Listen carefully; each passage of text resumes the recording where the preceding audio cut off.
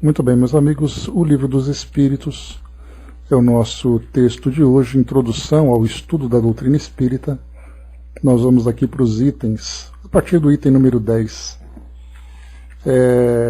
Nós vimos no nosso item anterior, Kardec trazendo, depois de apresentar para nós aquele resumo sobre os princípios filosóficos da doutrina espírita, ele trouxe as oposições. Nós estamos acompanhando então vários aspectos que ele vai apresentando, de pessoas que trazem ali oposições, críticas, apontamentos contra a doutrina espírita, e ele procura argumentar nesses itens. Aqui no item número 9 que nós vimos então, ele falava aqui para nós sobre o movimento dos objetos, e nesse caso os objetos que são utilizados para as psicografias. No caso de uma prancheta, no caso de um cesto, um objeto que é utilizado. E ele vai então argumentando sobre de que forma que várias pessoas apoiando as mãos ou os dedos sobre esse objeto, de que forma que elas conseguem organizar, articular esses movimentos de uma forma harmônica para que uma escrita consiga ser produzida, e mais ainda, de um modo tão rápido. Mais do que isso ainda, o movimento não é o essencial a ser observado, mas o conteúdo que é apresentado, muitas vezes um conteúdo com uma grande profundidade filosófica ou até mesmo científica, que foge da capacidade das pessoas que estão ali produzindo esse fenômeno. Então ele argumenta sobre essa questão nesse item número 9. O item número 10 agora a gente vai entrar a respeito das qualificações dos espíritos e até mesmo da identidade dos espíritos que se comunicam. Então no item número 10, Kardec diz assim para nós: entre as objeções, algumas há das mais auspiciosas, das mais promissoras, ao menos na aparência, porque tiradas da observação e feitas por pessoas respeitáveis. A uma delas serve de base a linhagem de certos espíritos, que não parece digna da elevação atribuída a seres sobrenaturais.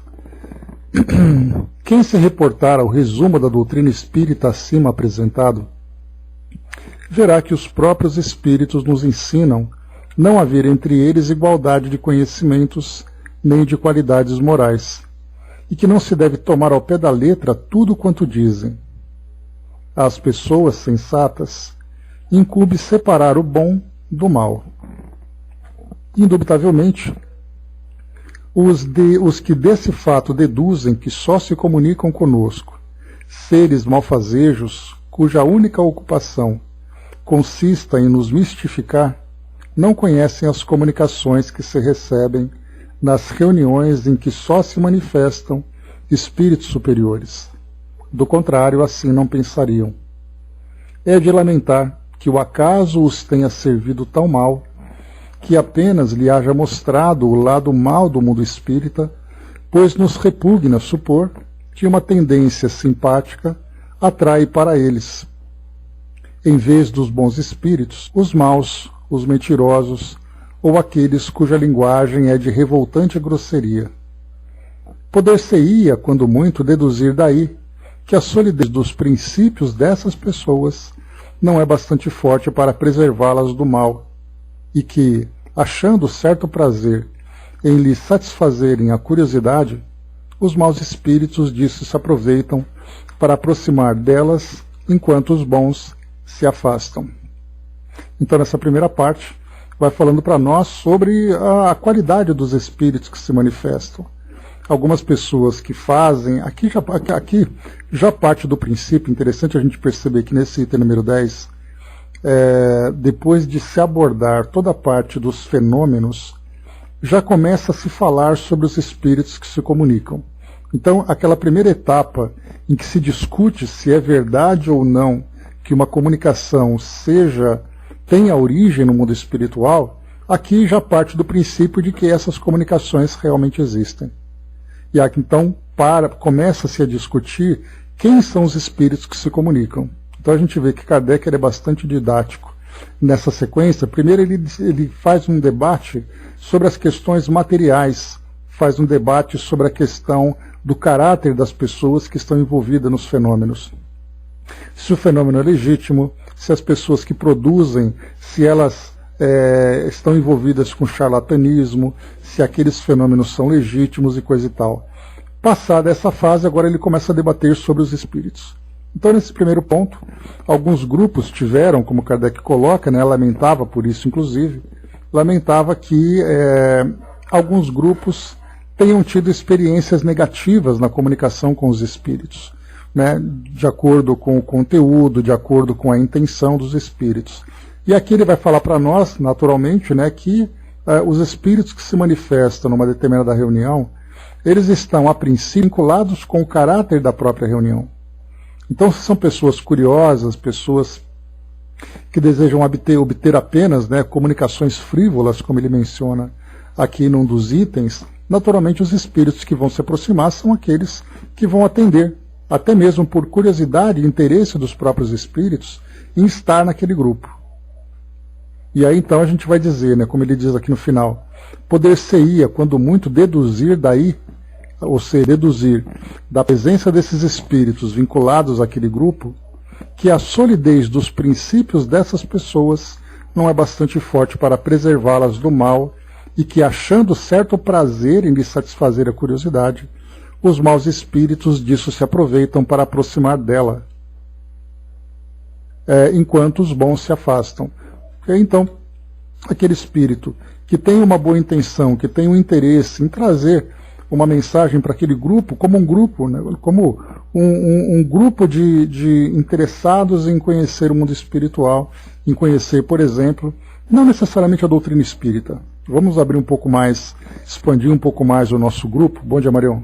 Expandir um pouco mais o nosso grupo, porque a gente já percebeu que tem muitos grupos na Europa atualmente, por exemplo, ou nos Estados Unidos, que se comunicam com os espíritos sem necessariamente falar de doutrina espírita, mas falam de valores, falam ali de auxílio, de assistência. Então, os grupos ali se apresentam, né? Então tem um espírito que pode estar vinculado a um indivíduo do grupo e, portanto, vai trazer uma mensagem que possa auxiliá-lo nessa caminhada terrena ou diante de uma dificuldade que ele está enfrentando, ou mesmo ali depois auxiliar o grupo como um todo, ou um espírito que se aproxima do grupo, sem que tenha um vínculo direto com alguma pessoa.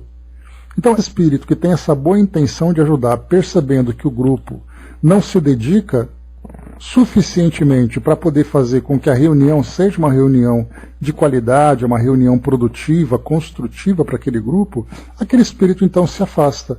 E quando ele diz assim, se afasta, é no sentido de ele não tem mais motivo para estar participando ativamente daquela reunião. Isso não quer dizer que ele vai abandonar o grupo, né? Até porque ali muitas pessoas encarnadas estão vinculadas àqueles espíritos, então eles observam o evoluir daquela reunião, o evoluir daquele trabalho, para que eles possam voltar depois da assistência.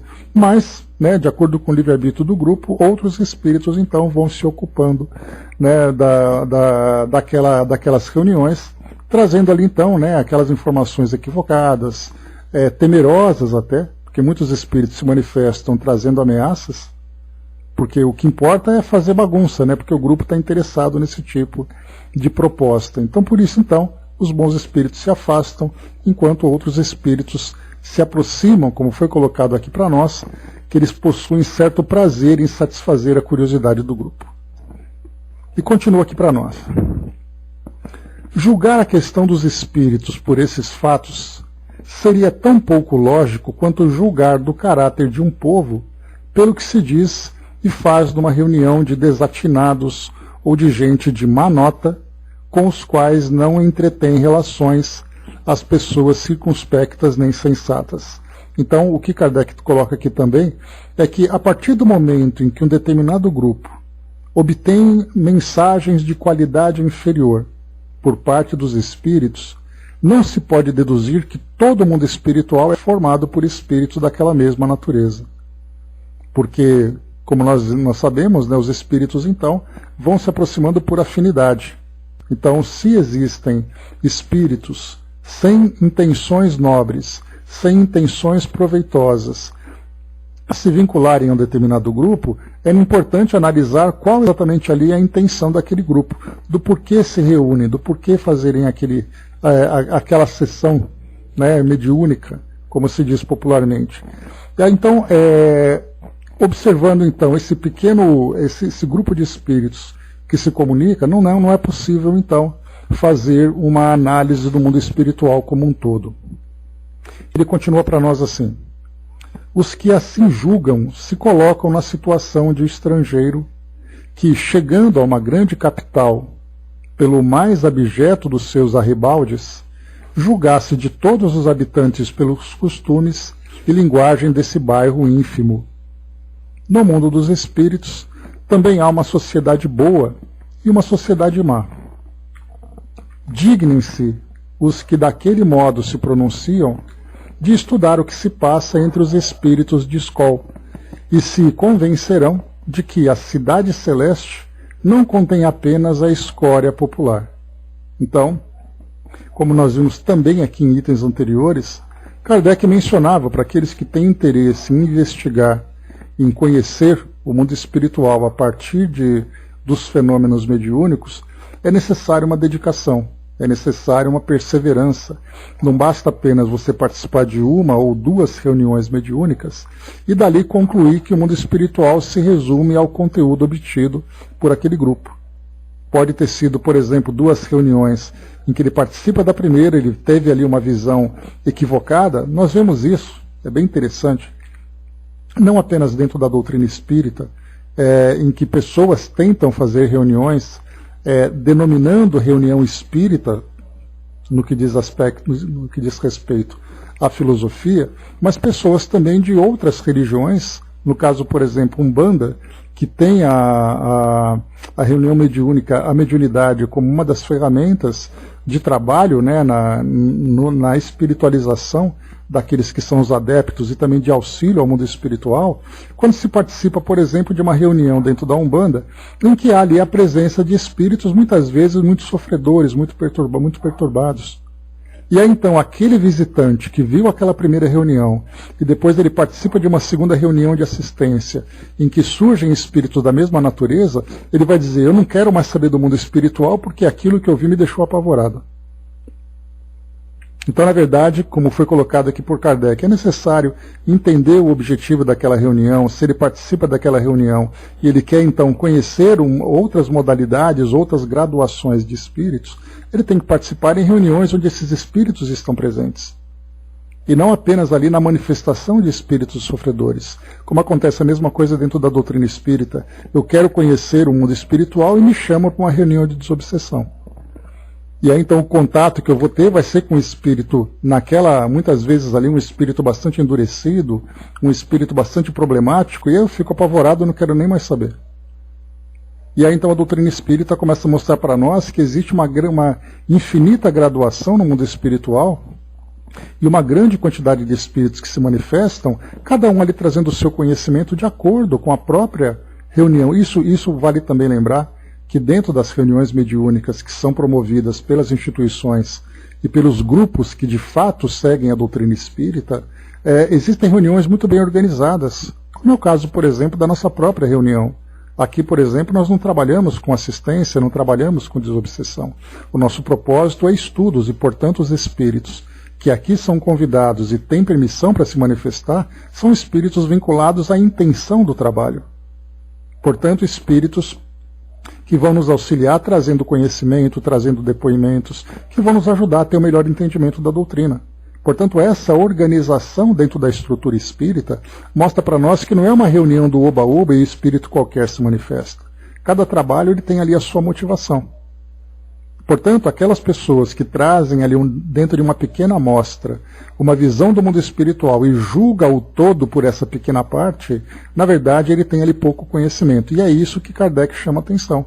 Por isso que, mais uma vez, nós estamos na introdução ao estudo da doutrina espírita, e para entendermos quem são os espíritos que trazem orientações, que trazem respostas nas questões que se seguirão depois que nós iniciarmos aqui o conteúdo propriamente dito, nós temos que ter esse entendimento: quem são os espíritos, por que se manifestaram, qual é a qualificação que eles têm para trazer aquelas orientações. Podemos não saber o nome do espírito, mas Kardec vai mostrar para nós que é muito importante que nós entendamos o teor da resposta que chega, a seriedade, a gravidade com que aquela questão é respondida. Então esse é um ponto importante. Bom dia, Yolanda. Bem-vinda. E continua. Perguntam eles, os opositores, né? Os espíritos de escol descem até nós? Interessante esse descem, né? Porque a gente tem essa visão popular, ou popularesca, né? De que os espíritos descem e sobem, né? E não simplesmente que os espíritos estão entre nós.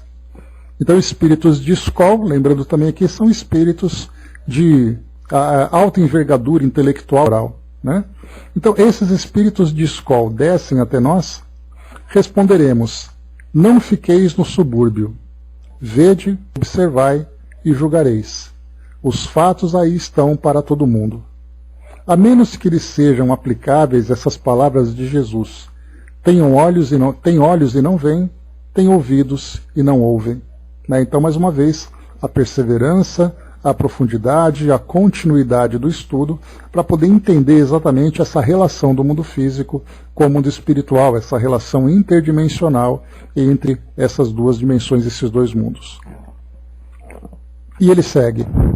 Como variante dessa opinião, temos a dos que não veem, mas nas comunicações espíritas e em todos os fatos materiais a que elas dão lugar, mais do que a intervenção de uma potência diabólica, como Proteu, que revestiria todas as formas para melhor nos enganar.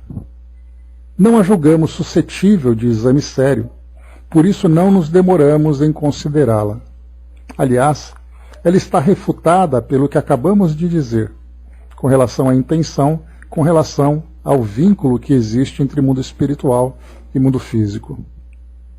Acrescentaremos tão somente que, se assim fosse, forçoso seria convir em que o diabo, e às vezes bastante criterioso e ponderado, sobretudo muito moral, ou então em que há bons diabos, né? Kardec aqui ele vai, enquanto ele traz esse pequeno comentário nesse parágrafo, aqui na introdução, lá na primeira parte do livro O Céu e o Inferno, ele aprofunda muito mais, falando sobre todas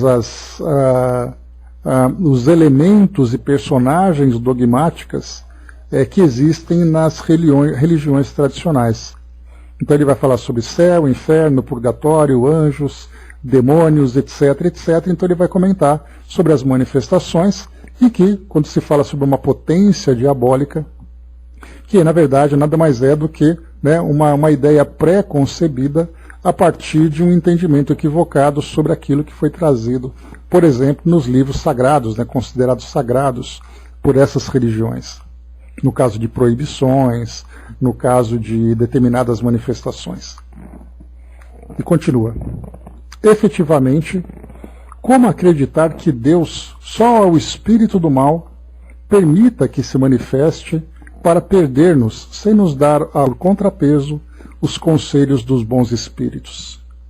Se ele não o pode fazer, não é onipotente. Se ele não o faz, desmente a sua bondade. Ambas as suposições seriam blasfemas. Note-se que admitir a comunicação dos maus espíritos é reconhecer o princípio das manifestações. Então Kardec chama atenção em algo interessante. Muitas vezes as pessoas falam, né, que é proibido e tal, que Deus não proíbe, que é inclusive uma das regras que existem dentro das interpretações que se fazem lá do Deuteronômio, um dos primeiros livros do Antigo Testamento, em que fala que Moisés, no caso, traz essa proibição, né, em que os necromantes, que são aqueles que conversam com os mortos, estão proibidos de fazerem evocações. Mas ao mesmo tempo que se faz uma proibição, se julga da veracidade dessa comunicação. Então se faz essa análise, que a comunicação não é possível, e quem se comunica são os espíritos do mal, então acabou de refutar a primeira parte.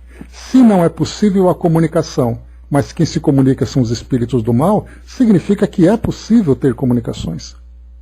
Então é um jogo de lógica que Kardec faz aqui apenas para refutar essa ideia. E ele continua. Ora, se elas se dão, não pode deixar de ser com a permissão de Deus, Então, quando existe lá no Deuteronômio que é proibido ter comunicação com os mortos, essa proibição veio de quem? De Deus ou dos homens? Se ele disser que a proibição vem de Deus, então os espíritos se manifestam sem ter a permissão de Deus, quer dizer que Deus não é tão onipotente como se mostra. Então ele vai jogando com essas ideias, né? Como então se há de acreditar sem impiedade que ele só permita o mal com exclusão do bem? Semelhante doutrina é contrária às mais simples noção do bom senso que dá a religião. Então ele conclui esse número 10, falando exatamente sobre o nível moral dos espíritos. Pois é, Fabi, ele vai te envolvendo pelos argumentos, né? Então é muito mais fácil, como diz, né, o filósofo, né, tudo que sei é que nada sei, né? Então é assim que ele vai envolvendo, né, e trazendo ali, né, Platão trazendo ali o seu raciocínio. Então aqui nesse ponto ele vai falando para nós sobre os espíritos desse nível inferior que se manifestam nessas reuniões, o julgamento do todo por essa parte, por essa pequena parte, e depois aqui no final ele argumenta sobre a autoridade de Deus em permitir essas manifestações. Se Deus ele é potente, ele é onipotente, ou seja, tem a potência sobre tudo e sobre todos, a potência máxima, e esses espíritos se manifestam, significa que é por permissão dele. Se esses espíritos se manifestam, esses espíritos inferiores, por que Deus também não permitiria os espíritos superiores para nos ajudar na nossa evolução? Por que Deus seria tão impiedoso, tão cruel, a ponto de nos deixar apenas ali submissos a esses espíritos, sem a assistência dos espíritos superiores? Portanto, aqui nesse caso, Kardec argumenta sobre que as manifestações, elas são abertas. E o que vai trazer ali, o que vai aproximar os espíritos das reuniões, dos médiuns, ali dos trabalhos que são feitos, é exatamente ali o propósito, a intenção daquele grupo. Item número 11, e ele continua ainda falando sobre isso agora, sobre a identidade dos espíritos. Ele diz assim: esquisito é, acrescentam, que só se fale dos espíritos de personagens conhecidas e perguntam por que são eles os únicos a se manifestarem. E a gente vai lembrar, né, daquelas comunicações que chegam, especialmente ali vamos colocar assim, as psicográficas, né, porque tem assinatura, sempre ali a assinatura de personagens conhecidas. Então são reis, imperadores e pessoas famosas e coisa e tal. Onde estão os anônimos? Então é a mesma coisa de reencarnação, né? Todo mundo que pensa na reencarnação foi alguém importante no passado. Só de Cleópatras e Júlio Césares, né? Quantas e quantas pessoas já alegaram terem sido essas pessoas no passado? Né? Então aqui Kardec coloca exatamente esse argumento daqueles que são opositores. Lembrando que Kardec está colocando aqui aqueles que são contra a doutrina espírita, que apresentam argumentos contra a doutrina. Então eles estão dizendo para nós aqui, que há aqueles que estão dizendo que só se comunicam pessoas importantes. E Kardec responde: há ainda aqui um erro, oriundo, como tantos outros, de superficial observação. Dentre os espíritos que vêm espontaneamente, muito maior é para nós o número dos desconhecidos do que dos ilustres, designando-se aqueles por um nome qualquer, muitas vezes por um nome alegórico ou característico.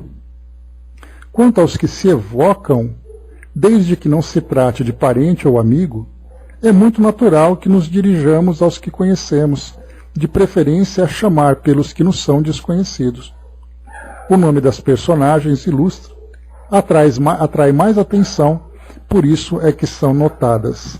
Então Kardec vai falar mais uma vez aqui também, como uma consequência da visão superficial daqueles que analisam a doutrina espírita ou as comunicações mediúnicas. A partir das reuniões onde participam, no caso, por exemplo, eu participei de 2 reuniões, e nessas reuniões, para uns, vieram espíritos inferiores e perturbaram a reunião e criou aquela ideia de que o mundo espiritual é permeado de espíritos maus. Para outros, vão para a reunião e obtêm, então, comunicações de pessoas que são conhecidas. A gente lembra, né, que a grande maioria das personagens ou dos espíritos que se comunicam que se comunicaram com Kardec na sua época, eram personagens conhecidas, né? Eram escritores, eram teólogos, eram cientistas, pessoas conhecidas daquele período, que para nós são apenas nomes, né? Fénelon, por exemplo. Então vai falar de Fénelon, vai falar de outro, no caso, Alfred de Musset, que a gente já conversou, Gerard de Merval, que a gente já conversou também. Para eles eram pessoas conhecidas, que para nós seria, durante uma reunião mediúnica, surgir Jorge Amado. Para nós ele é uma personagem, então é muito natural que sejam pessoas contemporâneas da nossa época, ou mesmo pessoas que sejam ali, né, importantes durante a história da humanidade. Então, personagens do passado. Kardec coloca aqui, então, que quando se fala sobre comunicações espontâneas, é muito natural que venham espíritos que não são conhecidos como personagens da nossa história contemporânea. Então, como nós já vimos aqui, né, dos muitos amigos que se comunicam, são pessoas que tiveram suas vidas como pessoas comuns, vieram trazer as suas experiências comuns, que se destacando num ponto ou outro aqui de acordo com o nosso estudo, em detrimento de personagens famosas na nossa sociedade. Agora, quando Kardec coloca, saindo das reuniões espontâneas e entrando nas reuniões onde são feitas evocações, é muito natural que, no caso aqui, principalmente pessoas, né, do grupo de Kardec, que eram pessoas que eram intelectuais, pessoas que tinham ali uma boa formação, um bom conhecimento da história daquele país e tudo mais, é muito natural que você faça evocação de pessoas que eram importantes naquela época. Nós poderíamos fazer uma evocação espontânea. Por exemplo, gostaríamos da manifestação de um espírito que tivesse vivido determinada experiência. Haverão espíritos aqui comuns ou personalidades vinculadas ao grupo, ou que eram conhecidos pelo grupo. Mas quando eu quero saber determinado fato, é natural que a gente tenha uma curiosidade. Por exemplo, vamos pegar aqui um nome, Carl Sagan, por exemplo.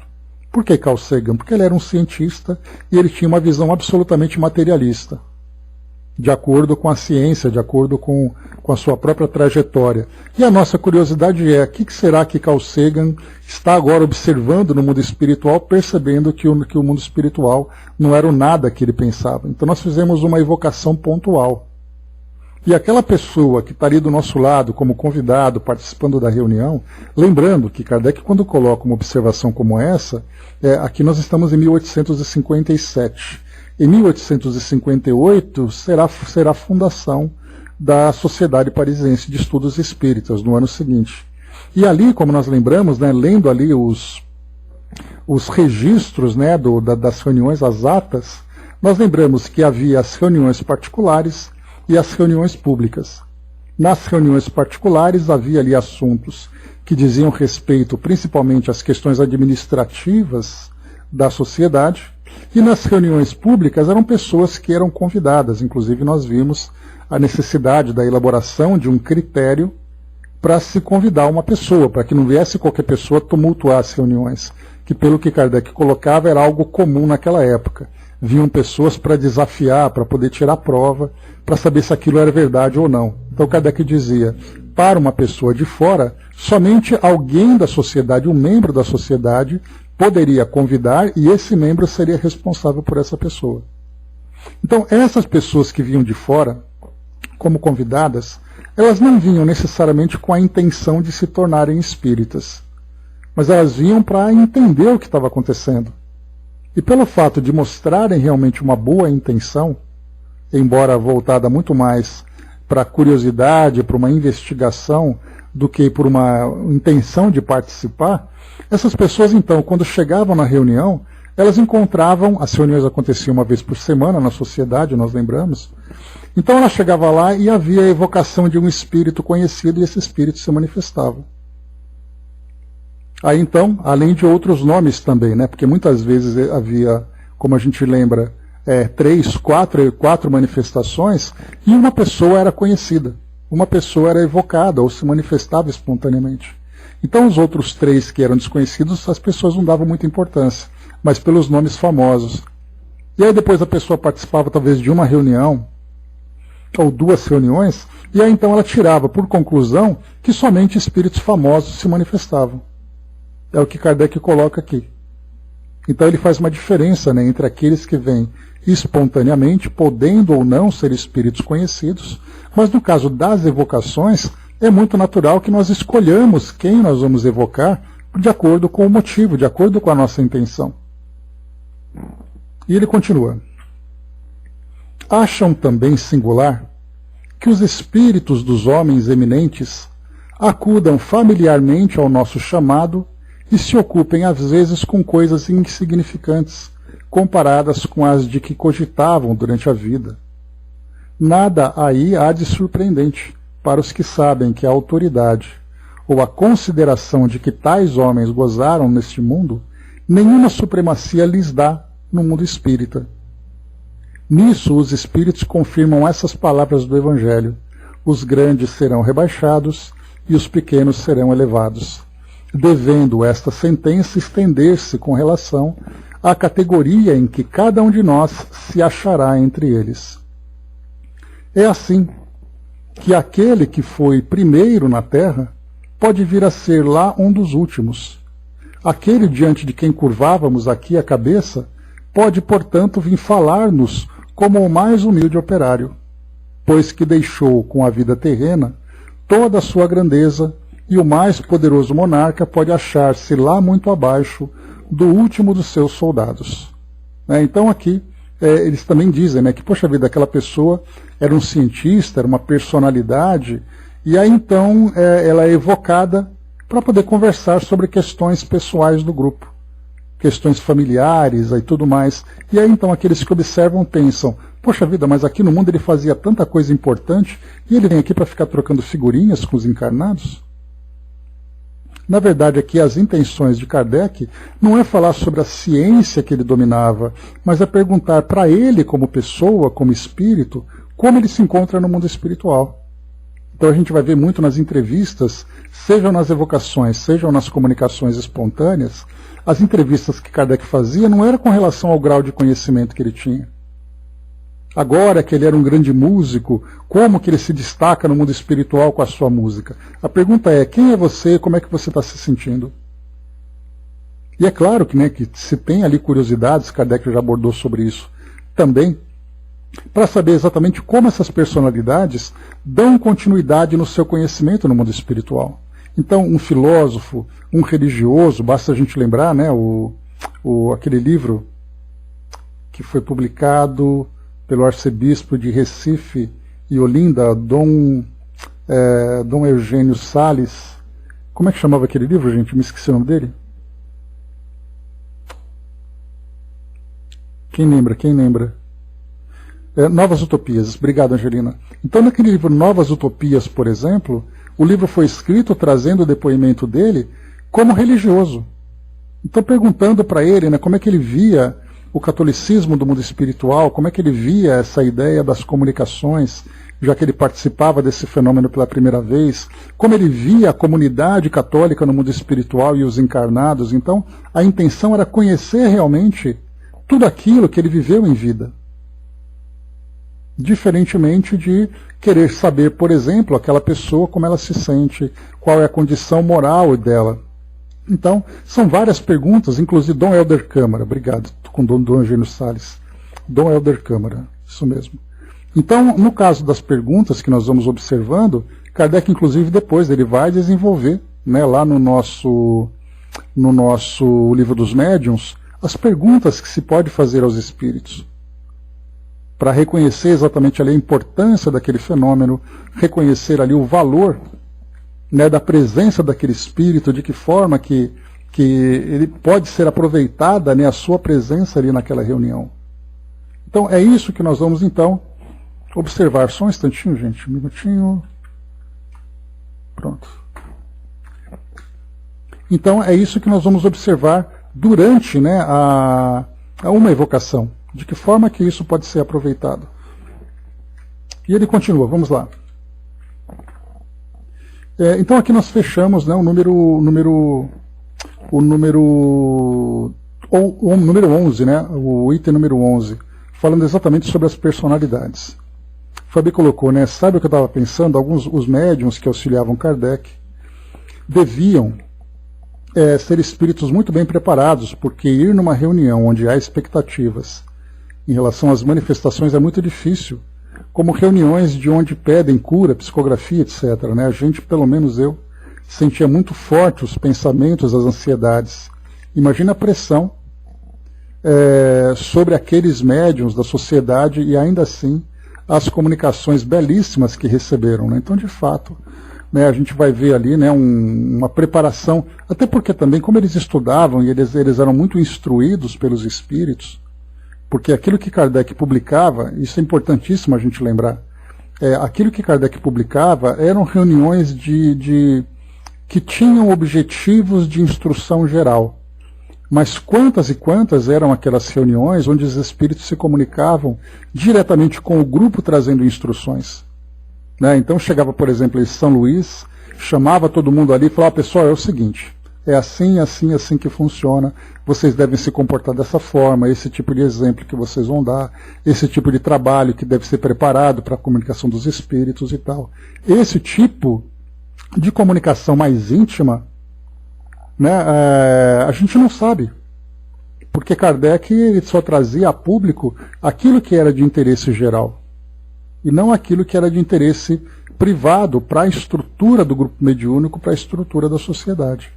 Então, realmente, ali eles tinham muitas instruções, tinham grande maturidade, porque, como Kardec coloca, é importante destacar a própria presença daquela pessoa naquele grupo. O que aquela pessoa está fazendo ali? Ela está como curiosa ou ela está realmente envolvida com a causa? E aí, então, claro que o grupo foi ali se formando, foi se formatando, se organizando, até o momento em que, no momento em que a sociedade foi criada, aquele grupo já estava com pessoas bastante comprometidas. E elas tiveram a oportunidade de acompanhar o desenrolar, né, daquilo que seria a base da doutrina espírita.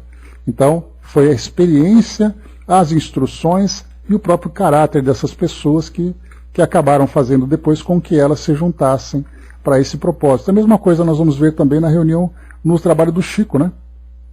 A gente faz muita observação sobre aquilo que Kardec fazia na sua época, mas a gente vai lembrar também dos grupos, ou do grupo que o Chico fazia parte. Então a gente tinha ali aquelas pessoas que o acompanhavam o tempo todo, as pessoas que trabalhavam na parte social, na organização da casa espírita, aquelas pessoas que davam suporte pessoal ao próprio Chico, já que ele era considerado uma personalidade naquele grupo, sendo ali o principal médium, a principal referência. Então as pessoas foram sendo naturalmente, por uma seleção natural, elas foram sendo filtradas com o passar do tempo. E esse filtro se aplicava exatamente no caráter, no comprometimento delas com o trabalho. Algumas pessoas ficaram durante um tempo, depois deixaram, por motivos outros, mas muitas simplesmente se afastaram, porque o caráter delas era incompatível com aquilo que estava sendo desenvolvido, apesar da boa intenção que elas tinham. Porque é um trabalho que exigia sacrifícios e tudo mais, né? Então a gente vai vendo isso em grupos diversos, né? Nas casas espíritas, num grupo como o nosso, do Espiritismo.net, esse grupo que nós temos aqui hoje, os grupos de Kardec, os grupos do Chico, do Divaldo. Então, vamos ali observando assim que o grupo vai naturalmente se organizando por essa seleção natural, como colocamos, né? Pois é, então a gente vai aprendendo cada vez mais exatamente ali a sua grandiosidade, né? Então a simplicidade, mas ao mesmo tempo a autoridade moral e a capacidade que ele tinha, né, como médium. Avançando um pouco mais, próximo item número 12, Kardec aprofunda um pouco mais. Então nós falamos sobre o nível moral dos espíritos, a identidade dos espíritos, que são dois pontos que entram nessas diversas oposições que chegam das críticas que o Espiritismo recebe, e aqui o item número 12.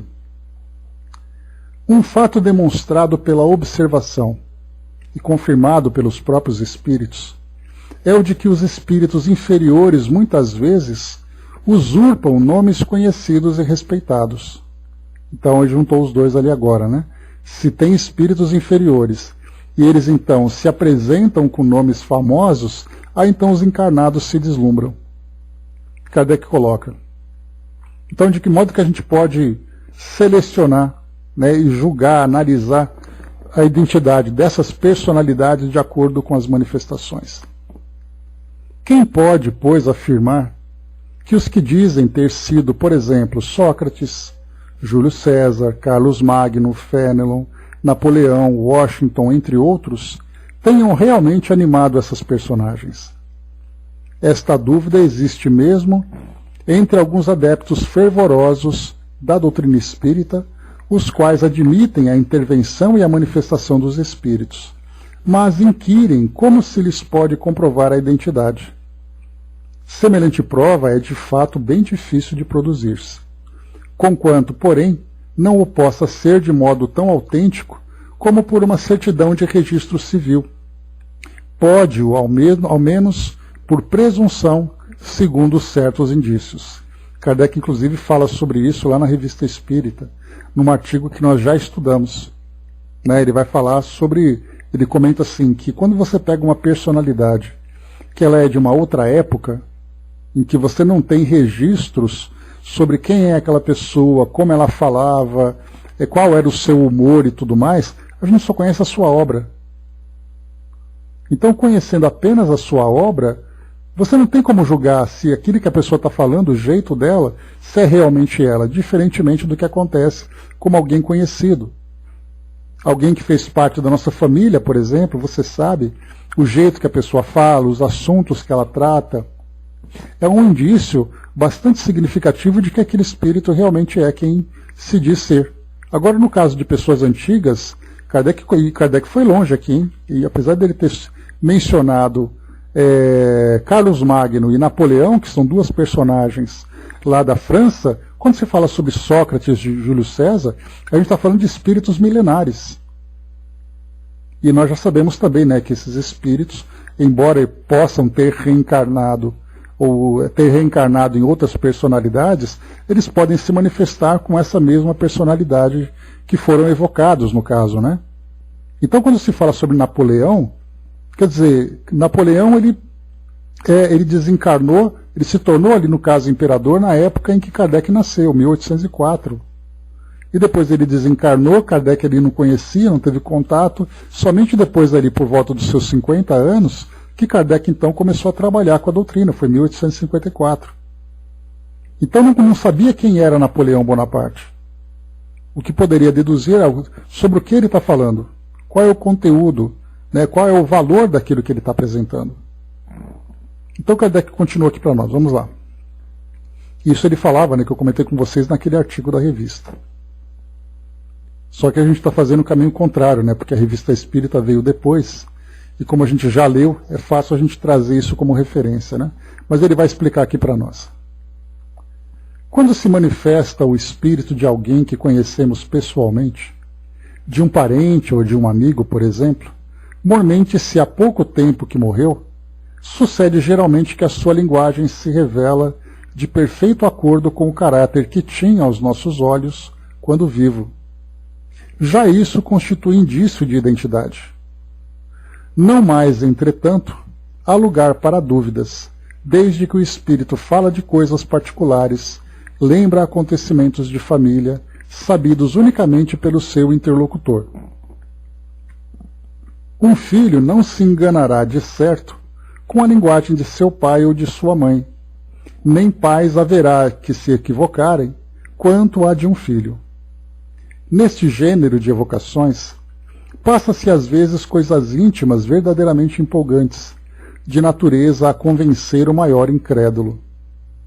O mais obstinado cético fica, não raro, aterrado com as inesperadas revelações que lhe são feitas. Outra circunstância muito característica acode em apoio da identidade. Dissemos que a caligrafia do médium muda, em geral, quando o outro passa a ser o espírito evocado, e que a caligrafia é sempre a mesma quando o mesmo espírito se apresenta. Tem-se verificado inúmeras vezes, sobretudo se se trata de pessoas mortas recentemente, que a escrita denota flagrante semelhança com a dessa pessoa em vida. Assinaturas se hão obtido de exatidão perfeita.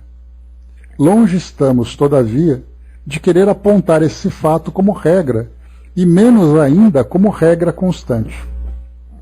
Mencionamo-la apenas como digno de nota. Né? Então a gente já conversou também sobre as cartas de Chico Xavier, em que aqueles espíritos escreveram, né? Foram analisados por grafologistas, né? que também ali analisaram a caligrafia, analisaram a assinatura, fizeram comparação, mas quer dizer então que todas as psicografias podem ser definitivamente autenticadas por essas características? Kardec diz que não. Porque muitas vezes o médium vai escrever de acordo, né, com a sua capacidade. Não é um médium mecânico em que o espírito pode ter absoluto controle, e nem sempre é um médium mecânico dócil, em que traz essa facilidade para poder se comunicar. Mas isso não significa que não seja o mesmo espírito que esteja trazendo ali a sua mensagem. Então Kardec continua ainda trazendo para nós, saindo dessa parte material da análise da caligrafia, da análise e da assinatura, outros fatores que devem ser observados. Diz assim para nós: só os espíritos que atingiram certo grau de purificação se acham libertos de toda influência corporal. Quando ainda não estão completamente desmaterializados, é a expressão de que usam, conservam a maior parte das ideias, dos pendores e até das manias que tinham na Terra, o que também constitui um meio de reconhecimento, ao qual igualmente se chega por uma imensidade de fatos minuciosos, que só uma observação acurada e detida pode revelar. Então Kardec afirma aqui para nós, como foi colocado. Então até as manias que tinham na Terra, o que isso, né, juntando com outros fatos, acaba facilitando, né, ele coloca assim que só uma observação acurada e detida pode revelar. Então, naturalmente, né, conversando com alguém que se encontra ainda muito ligada, né, com alguém que se encontra muito ligado à sua personalidade terrena, ele vai trazer as suas preferências, ele vai trazer as suas ideias, ele vai trazer ali as suas manias, como foi colocado, até mesmo os seus preconceitos. Então fica muito fácil, as suas paixões, inclusive, né? Conhecer alguém ali que é apaixonadamente corintiano, vai ser fácil ouvir na sua linguagem que ele vai fazer uma referência ao seu time do coração. Aquele que gosta de uma música vai ter uma preferência muito grande. Me lembro de Cartola, quando se manifestou lá através do Irineu Gasparetto, lá no Jô Soares 11:30, naquele programa que eu comentei com vocês. Ele se manifestou e a primeira pergunta que o Jô fez para ele foi: você sente saudade da Mangueira? Então ele falou: nossa, Mangueira é morredor, que saudade e tal. Então faz um samba. E ele fez ali uma composição baseada ali no samba que ele tanto gostava. Então a escola de samba, a escola do coração, né, a família que ele tinha. Então mostra que o espírito traz ainda, né, elementos bastante marcantes da sua vivência aqui no mundo físico. Isso não quer dizer que seja um espírito inferior no sentido de caráter, mas é um espírito ainda muito ligado ao mundo físico. Diferentemente, como foi colocado para nós aqui por Kardec, só os espíritos que atingiram certo grau de purificação se acham libertos de toda influência corporal. No nosso caso, nós estamos diretamente ligados ainda ao mundo material, com as nossas tendências, com os nossos vínculos afetivos, com as nossas preferências.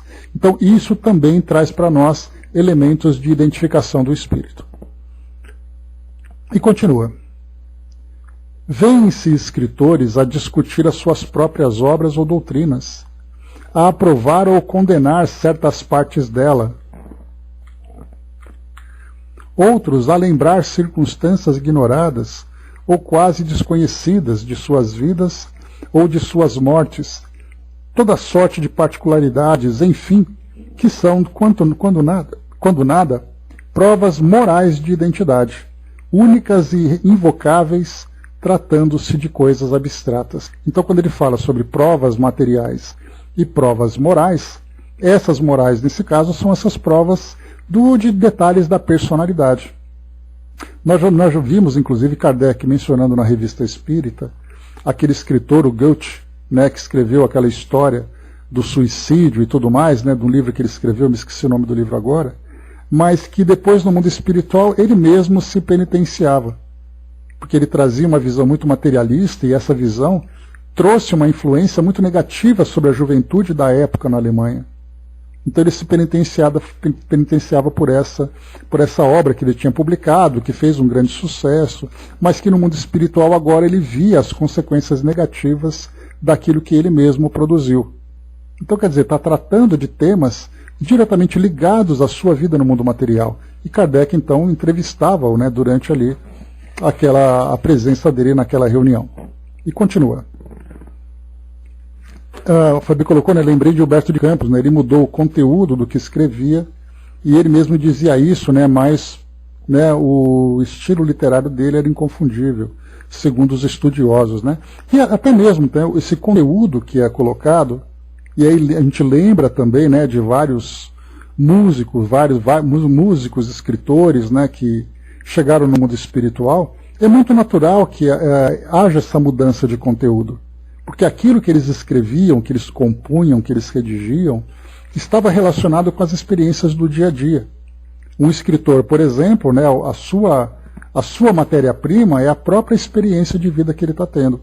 Então ele vai trazer para o seu conteúdo ali as intrigas, as suas paixões, histórias que ele observa. Quando ele vai para o mundo espiritual e ele começa a ter contato com outro universo, com outros valores, é muito natural que ele comece também a deixar aqueles temas que estavam ligados ao mundo material e comece a falar da sua nova realidade. Então é muito natural que seja assim. Então, a gente viu naquelas manifestações, né, voltando aqui a lembrar o Irineu Gasparetto, dos vários músicos que se manifestavam através dele. As composições traziam temas diferentes. Eram temas, pelo fato desses espíritos estarem agora envolvidos numa psicosfera mais elevada, é natural que eles tragam também, embora mantendo o mesmo estilo da música que eles traziam, mantendo ali, né, a composição, trazendo ali a ideia de esperança, a ideia de coragem para as experiências da vida, e sem mais, por exemplo, no caso do Cazuza, sem trazer, por exemplo, aquele sentimento de rebeldia, de revolta que se tinha sobre questões do dia a dia da nossa sociedade. Já no mundo espiritual a ideia era diferente, então essa mudança vai ser natural, da mesma forma que para nós. Hoje nós estamos aqui envolvidos, por exemplo, com questões que surgem nos programas, nos jornais, nas novelas, nos filmes. Nós somos envolvidos por esses assuntos. Então é natural que os nossos pensamentos, as nossas ideias, girem em torno desse mesmo conteúdo, com opiniões contrárias, opiniões favoráveis, porque nós estamos envolvidos com isso. Agora chega no mundo espiritual, você se distancia desse mundo, você passa a absorver novas ideias, novos conteúdos. Portanto, se é um espírito que vai se comunicar trazendo um pensamento renovado. Né? Então a gente vê que existe uma lógica bastante sólida com relação a isso. Muito bem. Então ele diz assim para nós. Ora, se a identidade de um espírito evocado pode até certo ponto ser estabelecida em alguns casos, razão não há para que não o seja em outros. E se, com relação a pessoas cuja morte data de muito tempo, não se tem os mesmos meios de verificação. Resta sempre o da linguagem, o do caráter, porquanto, inquestionavelmente, o espírito de um homem de bem não fará como o de um perverso ou de um devasso. Então ele coloca para nós aqui de espíritos do passado, né? Então, quer dizer, se é um espírito que traz ali um pensamento elevado, a gente vai ver a partir daquilo que ele manifesta. Porque, embora, por exemplo, nós tenhamos contato com histórias do passado, de publicações e tudo mais, quem era exatamente esse espírito? Era um espírito, era uma pessoa boa, era uma pessoa egoísta, era uma pessoa ruim? Então não é possível, porque nós não conhecemos. Quanto mais distante, mais difícil é nós estabelecermos. Então, na verdade, o espírito vem, se comunica, nós analisamos aquilo que ele apresenta naquele momento. Ele diz assim para nós, Kardec. Quanto aos espíritos que se apropriam de nomes respeitáveis, esses se traem logo pela linguagem que empregam e pelas máximas que formulam, principalmente quando ele tenta se passar por uma personalidade que traz ali uma elevação moral. Mais uma vez, caráter e bondade não se simula. Não dá para fazer de conta que você é uma pessoa boa. Você pode, no começo, tentar trazer algumas ideias, mas naturalmente o seu caráter vai se manifestar. Um que se dissesse Fenelon, por exemplo, lembra que Fenelon ele era um teólogo, né? Professor, teólogo, então era um intelectual da sua época, muito ligado à religião. Um que se dissesse Fenelon, por exemplo, e que ainda quando apenas acidentalmente ofendesse o bom senso e a moral, mostraria por esse simples fato o embuste, ou seja, a enganação. Se ao contrário forem sempre puros os pensamentos que exprima, sem contradições e constantemente à altura do caráter de Fenelon, não há motivo para que se duvide da sua identidade.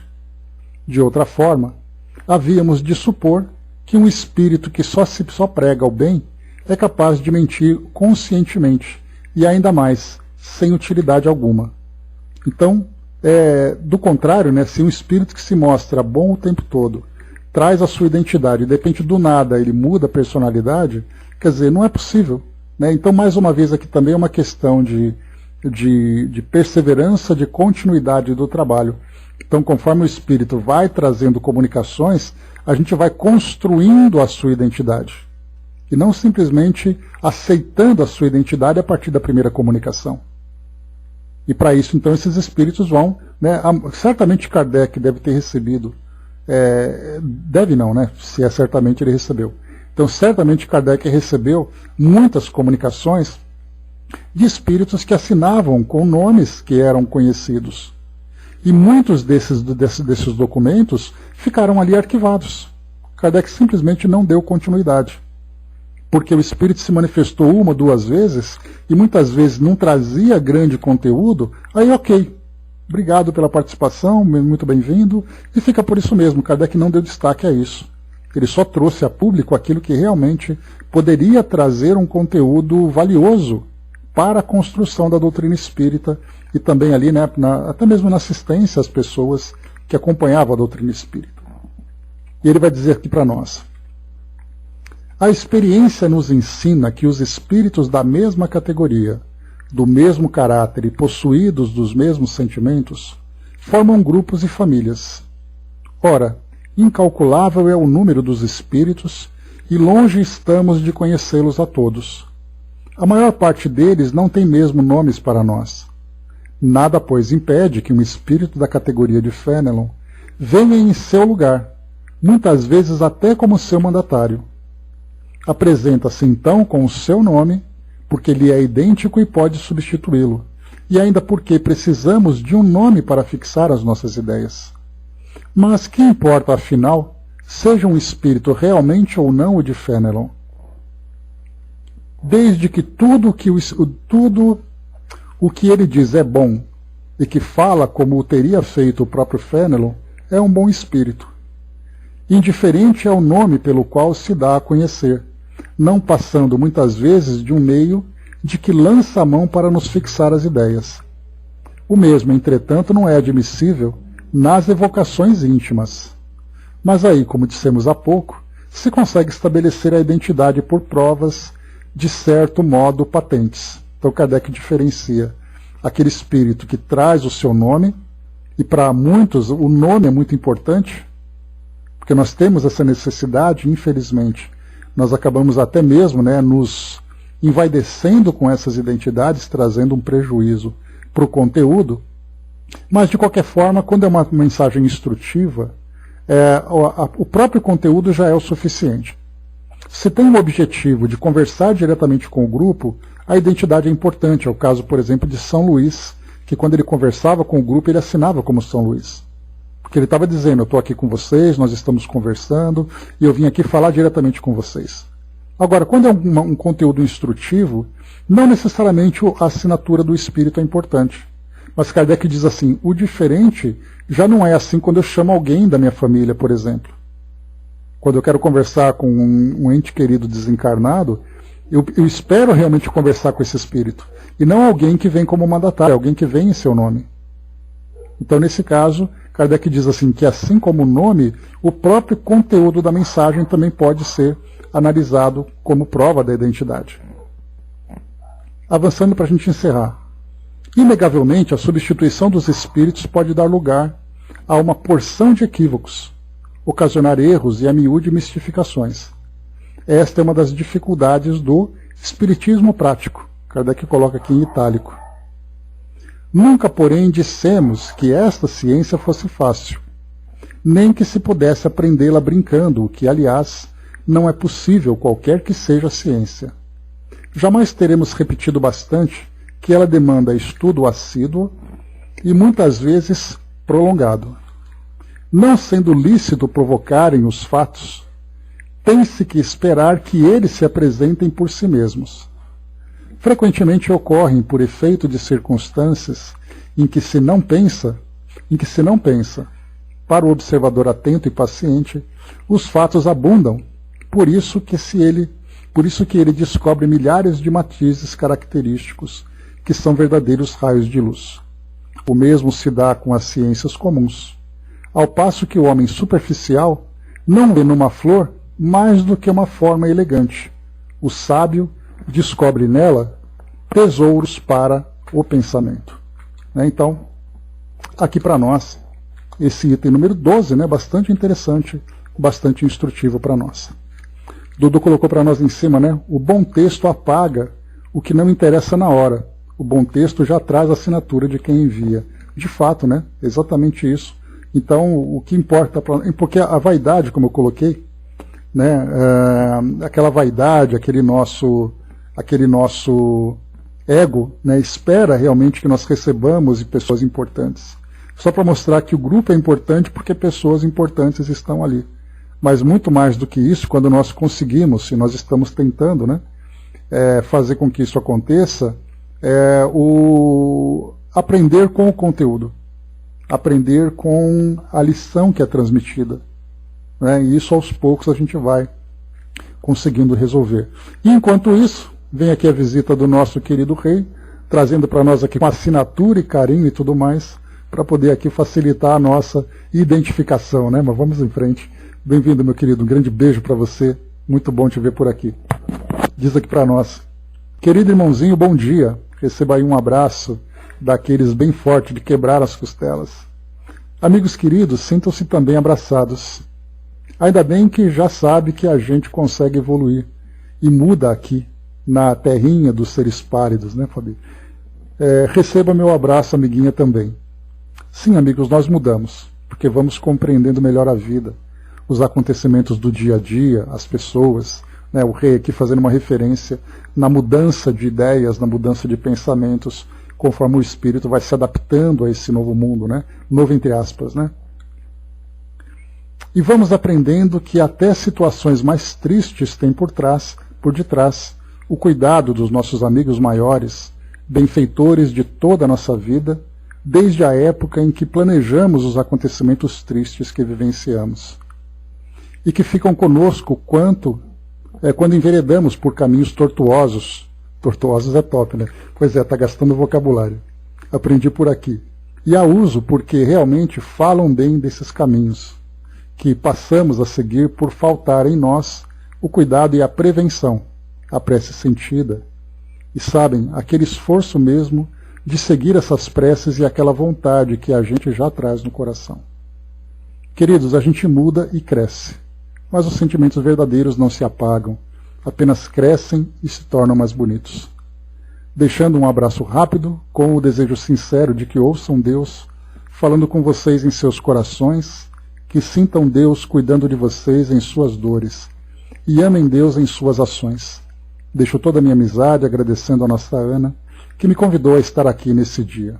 Para o nosso amigo rei aqui presente, um grande e sincero beijo para todos vocês aí, para o nosso querido rei, para a nossa querida Ana, para a Celina, ele presente naquele grupinho, a nossa querida Cecília do outro lado, com toda a equipe ali dando esse suporte para todos nós. Então, muito bacana aqui então essa presença, exatamente ilustrando aquilo que nós conversávamos aqui. Então, comunicações filosóficas que não têm necessidade de qualquer tipo de assinatura de identidade, porque o próprio conteúdo já traz para nós ali a sua própria assinatura, como o Dudu colocou lá em cima, mas tem ali mensagens que a gente quer saber de quem é, e a gente fica muito feliz sabendo ali de quem está chegando aqui para participar com a gente, né? Mas é isso, meus amigos. Então aqui a gente ilustra, né, colocando essa cerejinha aqui no nosso bolo, para nos ajudar aqui nesse entendimento, né, desse conteúdo tão importante, né, tão significativo, que Kardec apresenta para todos nós. Então nós estamos aqui agora, o próximo item para nós, na próxima quinta-feira, a respeito também, falando desse mesmo tema, sobre a linguagem, a divergência na linguagem dos espíritos. Então esse vai ser o tema desse item número 13, lembrando que nós temos 13, 14, 15, 16 e 17, finalizamos aqui a nossa introdução. Tá? Então acaba na 17, depois a gente vai para os prolegômenos, porque aí, enquanto essa introdução ao estudo da doutrina espírita, os prolegômenos é a introdução ao livro. Então tem essa diferença entre essas duas partes. Kardec aqui entendendo como a doutrina espírita chega, quem são aqueles que se comunicam, por que tem pessoas que não acreditam que isso seja possível. Nos prolegômenos, Kardec vai dizer, esse livro tem esse objetivo. Então a gente está chegando já, falta pouco, para iniciar aqui, mas sem pressa.